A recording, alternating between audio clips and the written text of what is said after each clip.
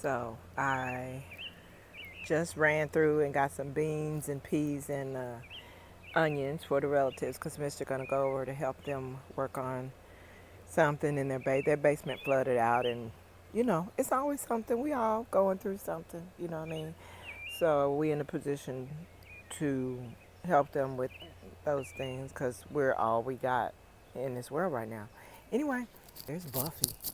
She looked like she shot up a foot overnight. You know why? Because she shot up a foot overnight. Speaking of overnight, Mr. just showed me footage of that same, I believe it's that same raccoon. He don't think it's the same raccoon that came through when we were having a casual conversation after work a couple weeks ago. But anyway, that's Buffy.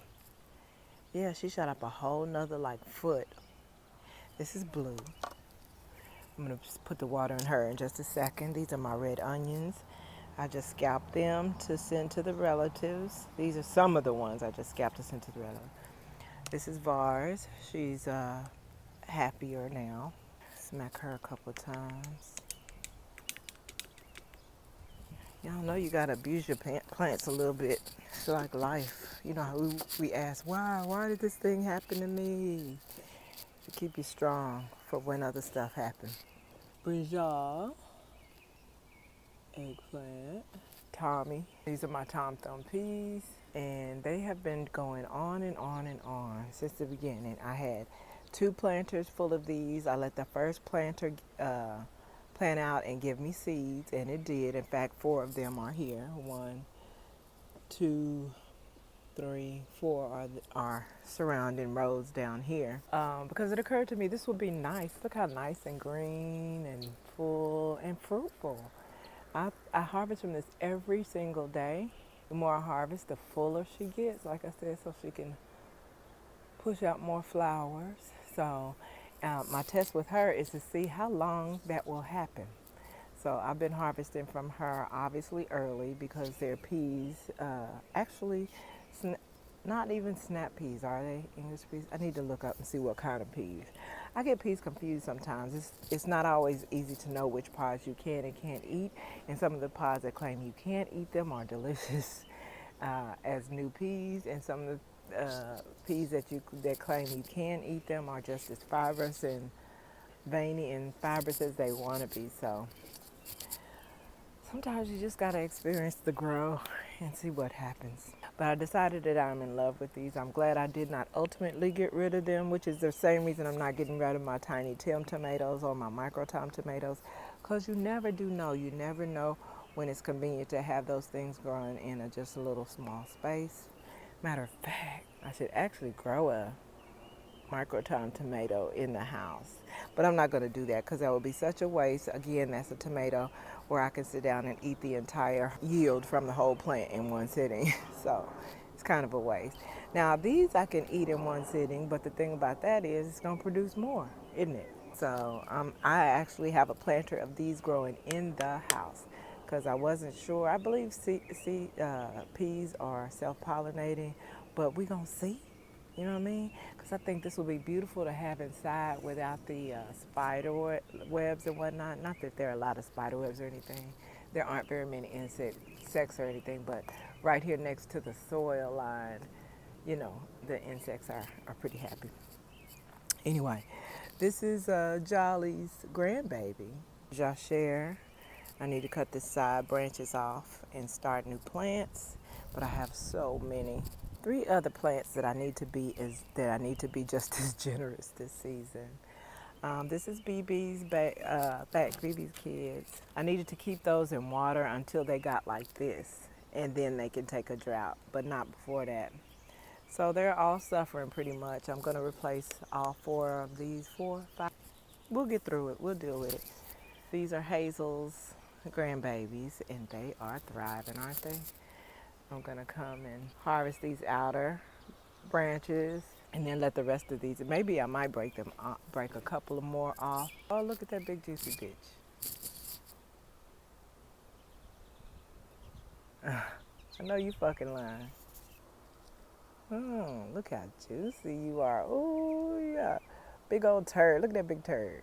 You just laid that shit. You must know what's coming. I can see all the little leaves there.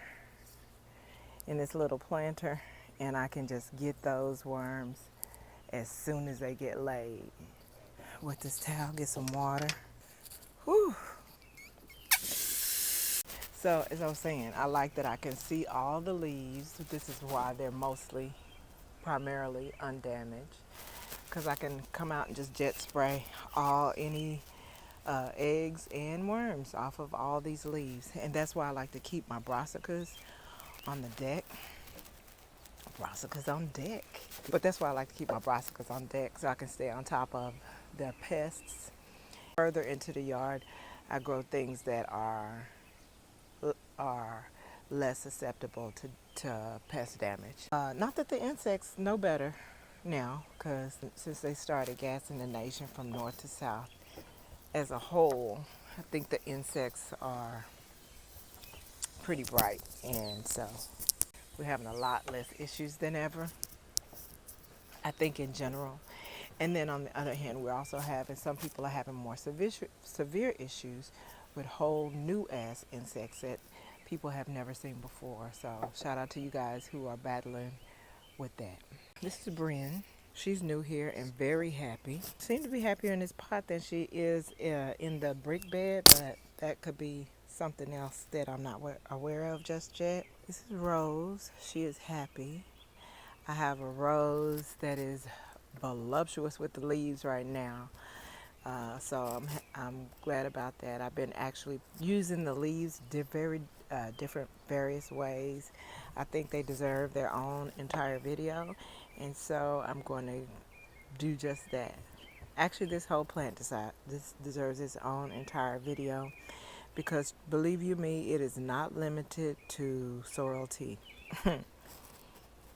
Better ask somebody, or maybe don't ask somebody, because in this world they are not inclined to tell you the truth. So yeah, stay tuned for that video. I can't wait. This is Josh Air. Like I said, I need to get a few of her babies making babies. She's pretty happy now. I don't know what happened, what changed, but she's happy now. I knew she would be, and I knew it would only be a matter of time. And just when I was thinking I need her to grow some side branches, I need her now to chill, because I can't keep up. Anyway, I might not leave none of that conversation in this doggone video. But yeah, these are kahunas. As soon as they're done, if they're done, because I'm going to keep, if they're working like these peas, I'm going to make them keep producing for me all season. But whenever they're done, if they're done, then I think I'll plant some peas. This is Xena. Xena was doing so well for so long, and then she just started nutting up. I don't know if it's a lack of nutrients. I don't know if it's too much nutrients. I don't know if it's lack of water. I don't know if it's too much water. I think I may pour this water out. It's kind of been sitting in there for a while, and usually, I think I'm gonna pour this water out. Hold on. When I claim to pour water out from a plant like that, from the bottom of a plant like that, y'all know I'm 9 times out of 10 I'm putting that water in some other plant, unless the water has been standing for more than 24 hours.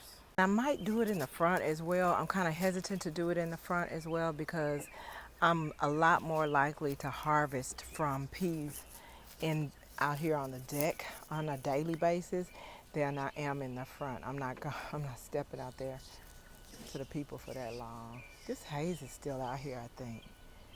I feel like I need a mask again. But whatever, they're gonna kill us. This, I'm inclined to pull this all together and put that other one. I think this is not making it, because when I pulled it, y'all saw how long I left it just sitting out before I replanted it. And I think that did it in. So I might go pull that other one and put it directly in this soil, directly, and see what happens. Either way, I'm gonna get me a new mulberry and plant it and see what we can get out of it next. Leave the pot out, let it overwinter, let it go through a winter, and see how that works out. Brandy, I got Brandy on the deck. Buffy's my primary tomato this year, but I wanted to just see what Brandy do, because I was just curious. I wanna that we used to do together.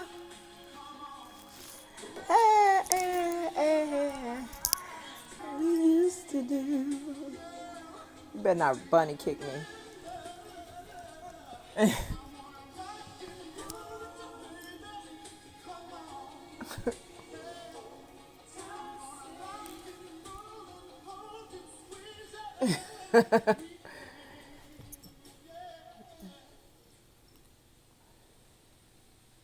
You fucking me up. Ow, ow. I want that baby. What did I come in here for? Oh, give it up, give it up, give it up. So your last night, so you're standing there. In picture, the color of your hair. You look at the one now. Well, you're really so real, I know. Hey, I want that kitty. Give it, give it, give it, give it. I need to deadhead these violas because I need to deadhead them every day. But I did a big deadhead yesterday, so I should be okay. Buffy, doing beautifully. I actually do like her. I like that she grows like a typical tomato. But I also like that Brandy doesn't necessarily grow like a typical tomato. I'm going to see which one's big, which one's better, which one's more flavorful, which one has less crazings in them as they grow, because some tomatoes, for some tomatoes, crazing is a natural trait. I guess I don't need to feed, but I am watering, as you can see. Have her set up. All my peas in the middle. They are growing. I'm glad I didn't pull that one I thought had died. And I'm also glad that I cut the ailing leaves off of it. It did wonders for it. I put an okra over here, and right in the middle is that round zucchini that you can see taking up the whole center of the back. Bryn is here. And also here, this is that one with that big purple flower on the deck. So I have two of those. I have two sweet red cherry peppers. I hope they're delicious.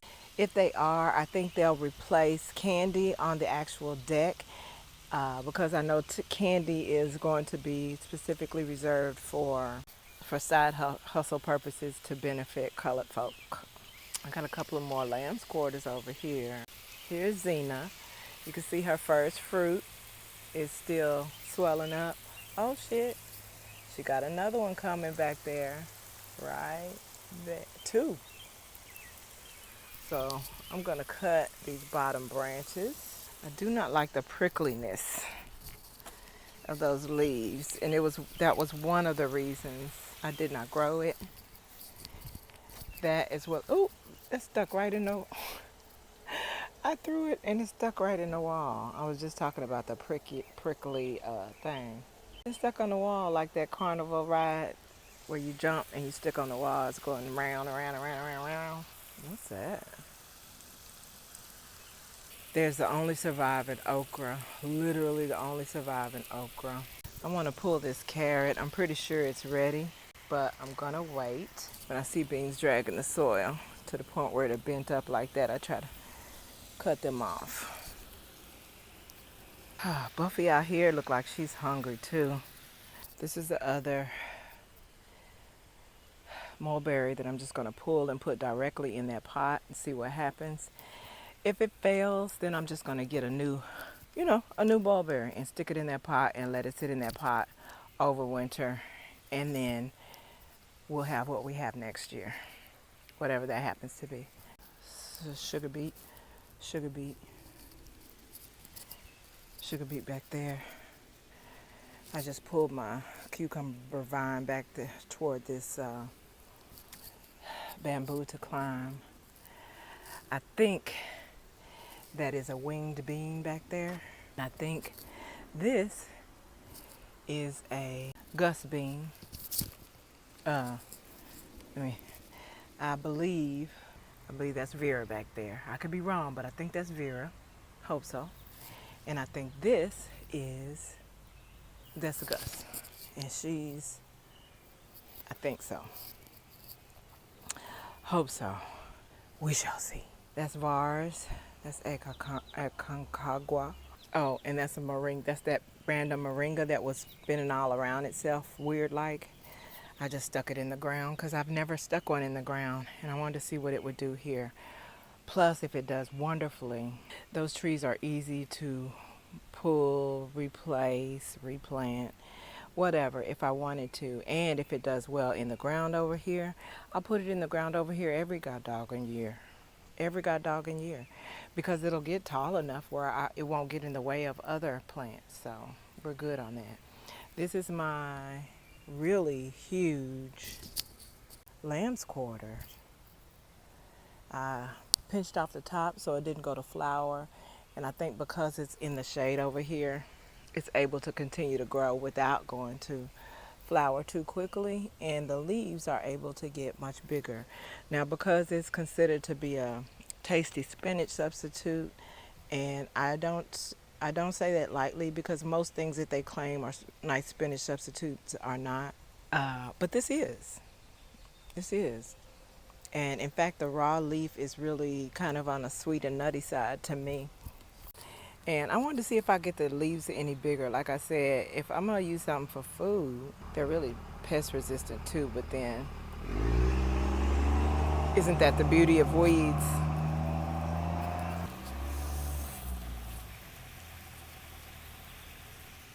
Yeah, so they taste sweet, nutty, green flavor.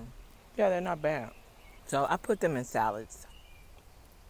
But the leaves don't get big enough to grow and cook them and have as a meal, I don't think. So yeah, I'm gonna pull this, put it in a pot, and then I need to set these poles up in some kind of way. I may just put my other teepee over here and let the doggone thing grow on it.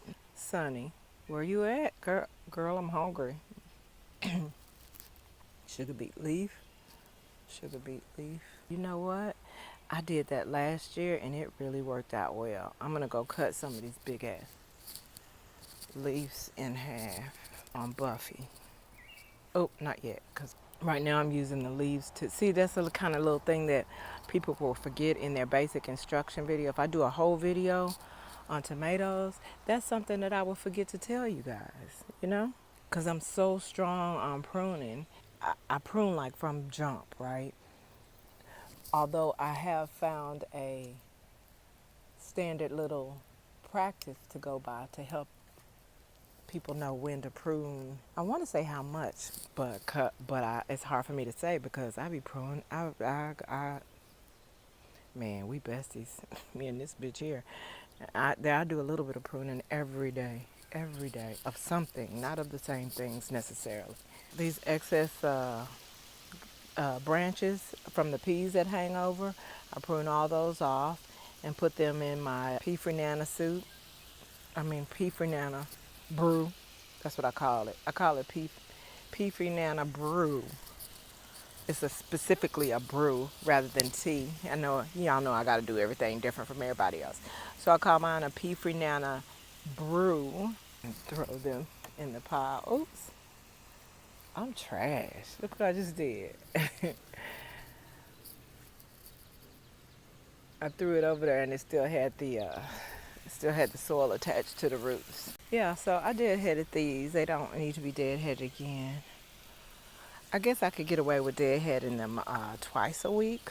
And even though I like this yellowing over here, this variegated yellowing on this one, I prefer this just because the blooms are still bigger even. I wonder why the moringa don't like it over here. I remember they've struggled. There were two previous years that they struggled over here too. Because it's angling that way, so I want that in to get some water as well. Okay. My battery's going down and I'm really acting like it's not. Oh, did I show my... I know I did, but I'm so proud of it. I'm going to show it again. Bloop. Yes. Oh, there's a cucumber.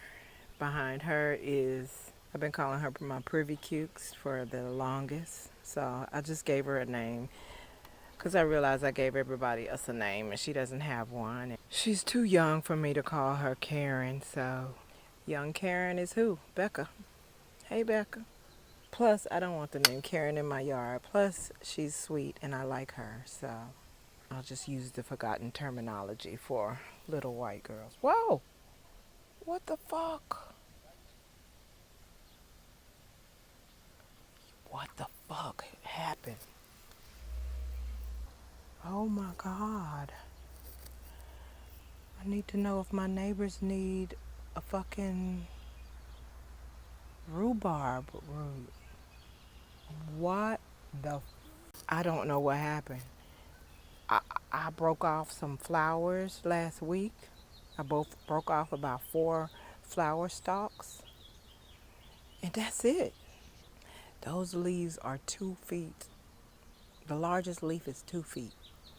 I mean, I'm not mad, but I know what happened. Since they've been gassing us, the insects, because this, sometimes this has little aphids and stuff on different leaves and stuff, but not today. Probably not all week. And look what it has been given room to do. I told y'all, I knew as soon as I asked. Bro, why the fuck that look like callaloo? Tell me, why does that look like callaloo? Tell me why this look like callaloo in the front yard, in the front landscaping. And what happened to all the doggone hostas that we planted? I'm gonna put the water on them and leave it. Come on, look. My pineapple sage is doing the absolute most. I need to plant that in somewhere else. Soft. Sage be soft, y'all. This is Rose. She's pretty happy up here, I guess. I'm gonna tear off a few leaves of her. I want her to go ahead and start flowering. So there and there is where I'm gonna put the okra that popped up. Okay.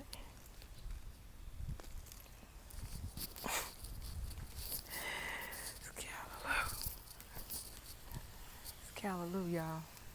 I'm tucking this in right in this ground, right here, and I'm gonna plant the side branches nearby it. Hopefully, I can edit this down. I need to replant some of those. I need to put that other mulberry in here, harvest the excess leaves off of those, and replant whatever I need to replant. Oh, y'all want to see my indoor shit? Let me show y'all this. Oh, here's Pepper. Doing unnecessary most. I need to find a pot for her to go by herself, because